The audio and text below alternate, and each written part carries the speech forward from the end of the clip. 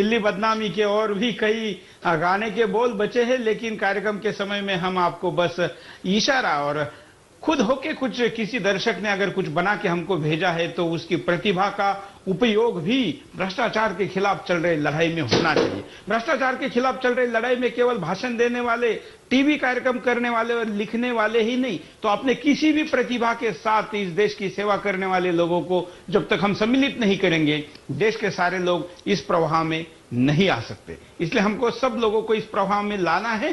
तो फोन करने वालों से लेकर गाने गाने वालों तक का सबका उपयोग ऐसे बदनाम लोगों को और बदनाम करके बाकी अच्छे लोग बदनाम रास्ते पर न जाए, इसके लिए करना है। हम यहां पर आपको दिखाते हैं क्या है कारण ऐसा सब कुछ होने के। भ्रष्ट मंडल खेल में भ्रष्टाचार के मेडल जीतने वाले इनामी राशि को लेकर गए, लेकिन जेल का मेडल लेने से दूर रह रहे हैं। आइए देखते हैं क्या है इसके पीछे के कारण।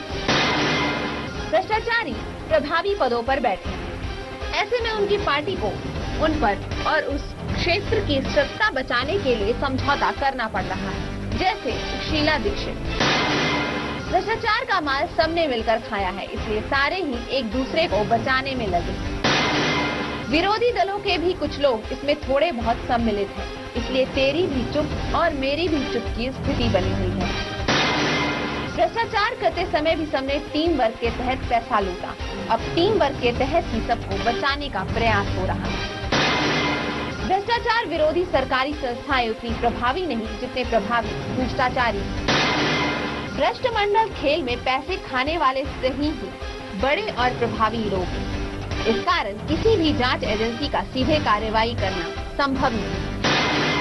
शीशे के घरों में रहने वाले दूसरों के घरों पे पत्थर नहीं मारते, इस कहावत के तहत भी कुछ प्रभावी पदों पर बैठे नेता इन भ्रष्टाचारियों के शीशे के घरों में चल रहा नंगा नाच खुले आंखों से देखते हुए भी चुप।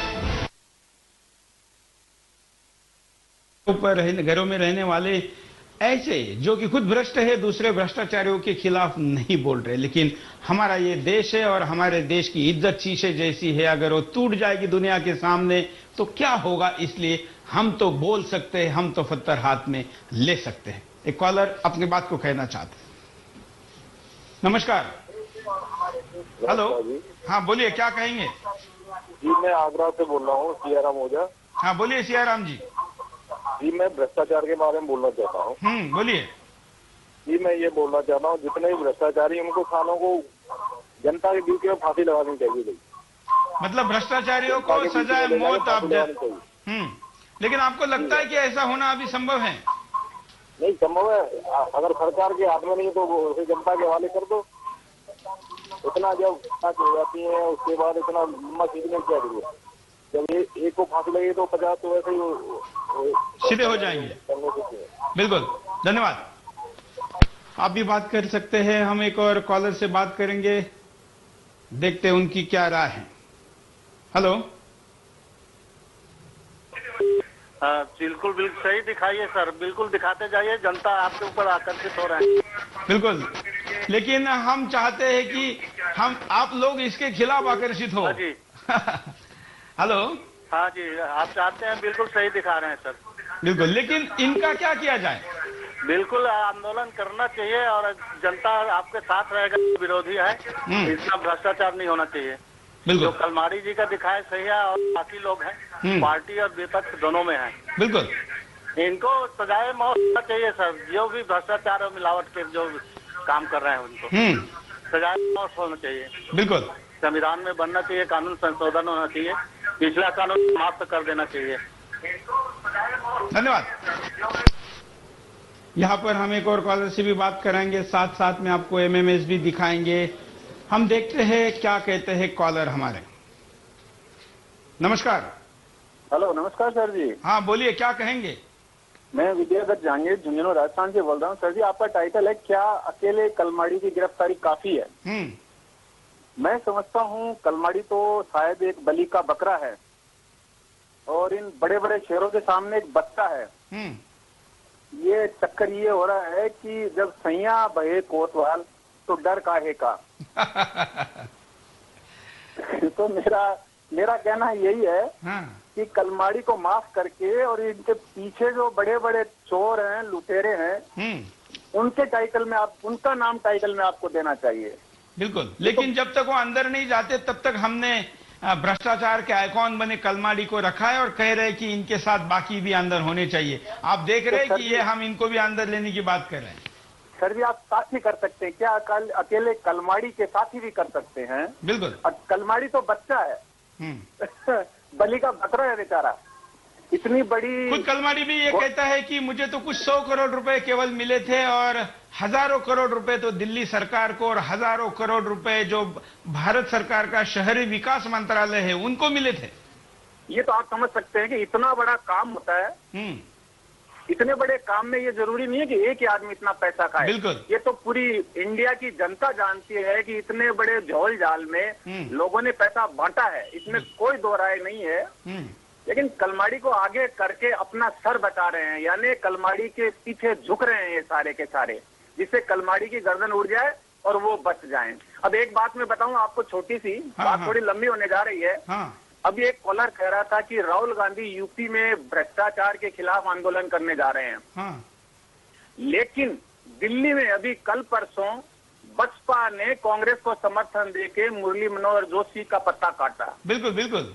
अब पब्लिक क्या समझे, किसको सही माने, कहां से सही माने? बिल्कुल, और आप इसमें ध्यान रखिए कि वहां मुलायम और मायावती दोनों एक साथ थे।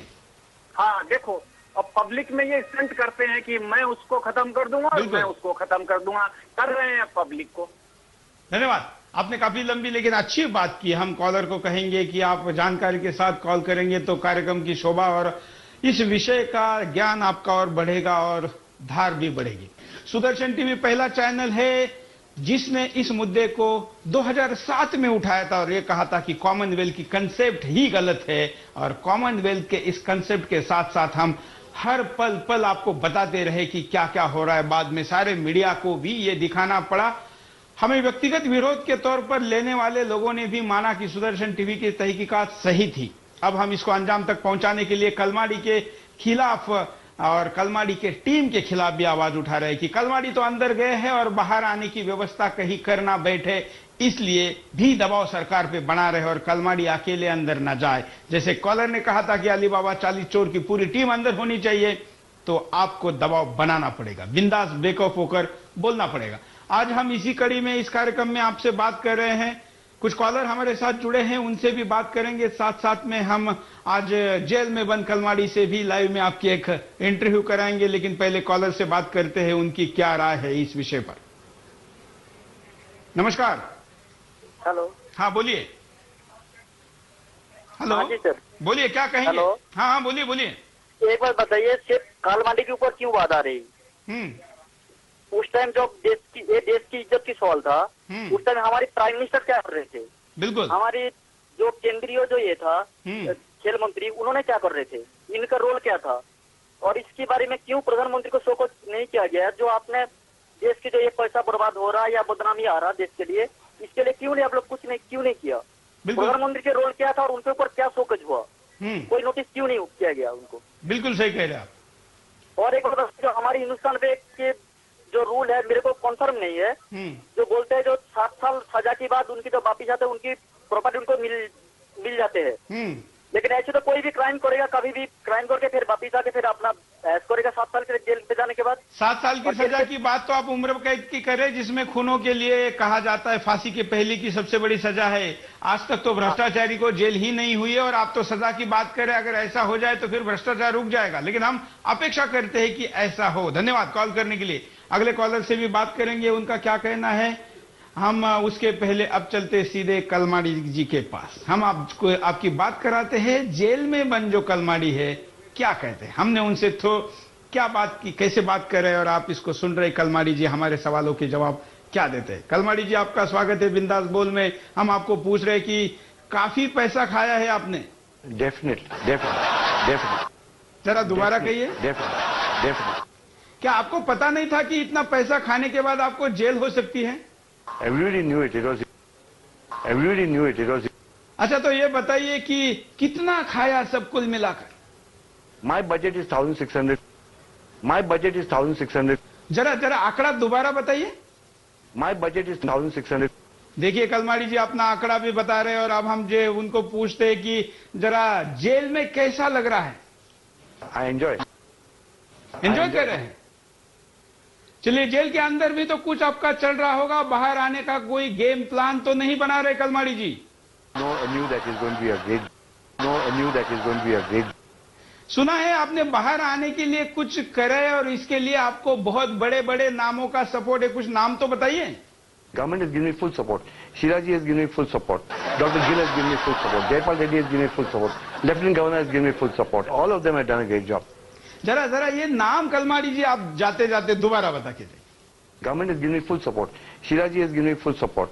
Dr. Gill has given me full support. Jaypal Reddy has given me full support. Lieutenant Governor has given me full support. All of them have done a great job.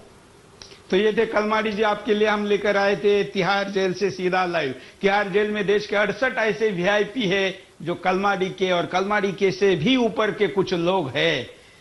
हम एक एक करके उनको भी कभी ना कभी आपके सामने लेकर आएंगे, लेकिन एक कॉलर क्या कहते हैं चलते उनके पास। हेलो। हेलो नमस्कार भैया। नमस्कार, बोलिए। मैं यूपी मुरादाबाद से बोल रहा हूँ। हाँ बोलिए। तो ये जो आप विषय उठाते हैं, इतने अच्छे विषय उठाते हैं आप, इसके लिए आप मतलब प्रशंसा के पात्र हैं। धन्यवाद।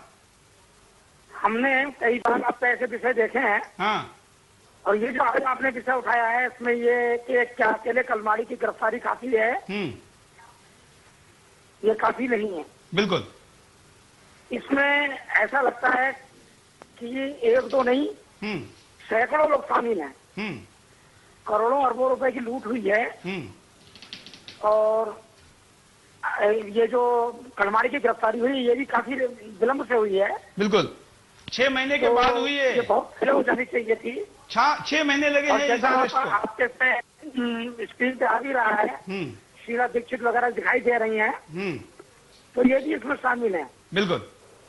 हो सकता है कि वित्त मंत्रालय पूरा का पूरा शामिल हो, खेल मंत्रालय तो शामिल है ही। धन्यवाद। तो